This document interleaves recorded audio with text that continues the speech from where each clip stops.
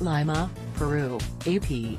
Former President Alan Garcia mortally wounded himself with a gunshot to his head Wednesday as officers waited to arrest him in a big graft probe that has put Peru's most prominent politicians behind bars and provoked a reckoning over corruption. Authorities broke through a door at Garcia's mansion in a leafy, upscale neighborhood of the Peruvian capital after hearing gunfire. The 69-year-old former head of state was rushed to a hospital, where a team of doctors performed emergency surgery but could not save him. The president, upset over this situation, knowing his absolute innocence,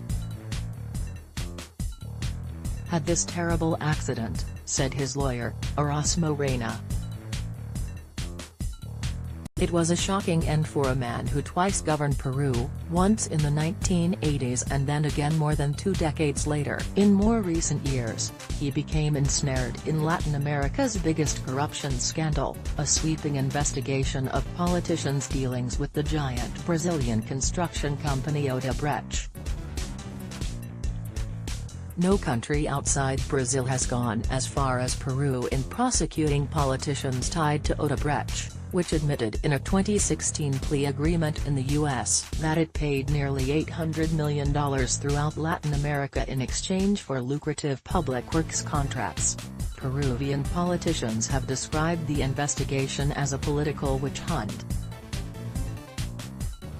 Prosecutors and anti-corruption advocates insist the arrests show the South American nation is finally holding leaders accountable. Several leaders called on Peruvians to set aside politics as the nation mourns Garcia, a populist firebrand whose second presidency helped usher in a commodities-led investment boom. It doesn't matter your political hue, Peru is in mourning, politician Gilbert Violeta wrote on Twitter. This is a tragedy for our country. Condolences poured in from throughout Latin America as leaders recalled the man who at his peak was called the John F. Kennedy of Latin America. With virtues and imperfections, he realized great changes that allowed Peru's economy to become one of the fastest growing in Latin America and in the world, former Mexican President Felipe Calderón said. Garcia was born into a middle-class family in the capital, the child of a politician father whose party became Garcia's own. He went on to a career marked by epic triumphs and devastating setbacks, a roller coaster of a political life fueled by his charisma and capacity for reinvention. Ultimately, though, the former president was an increasingly isolated figure. As investigators closed in, he argued that he was the victim of false testimony about taking bribes from Odebrecht during the construction of Lima's metro. He had not been formally charged.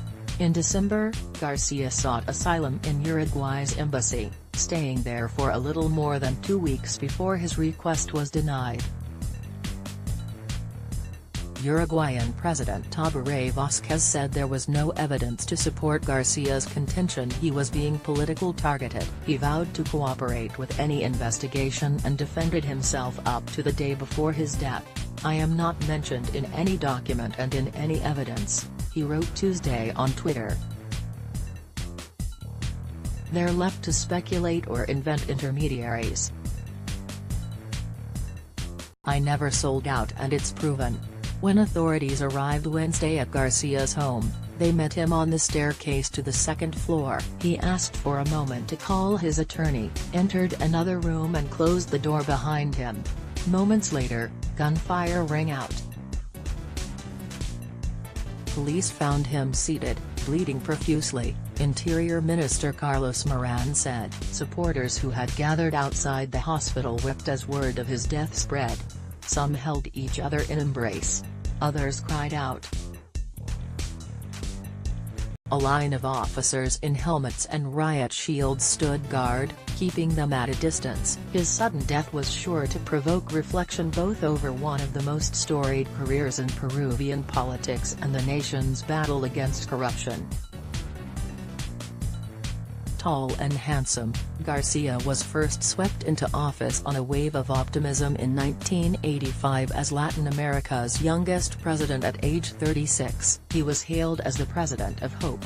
Fed by state spending, wage increases and price controls, Garcia's policies initially created an artificial economic boom. But the state coffers were soon drained, credit dried up and investors fled. Labor strikes demanding wage increases in line with soaring inflation crippled production. As Peru's economy collapsed, Maoist Shining Path guerrillas surged. At one point, Garcia was so depressed by his plunging popularity that he did not appear in public for more than a month and reportedly offered the presidency to his blind 88-year-old vice president, Luis Alberto Sanchez. Garcia backed the candidacy of an independent political unknown, Alberto Fujimori, in the second-round runoff of the 1990 presidential elections to prevent a win by novelist Mario Vargas Llosa, a conservative rival. 2 years after leaving office, Garcia fled the country as Fujimori's new government pursued corruption charges against him.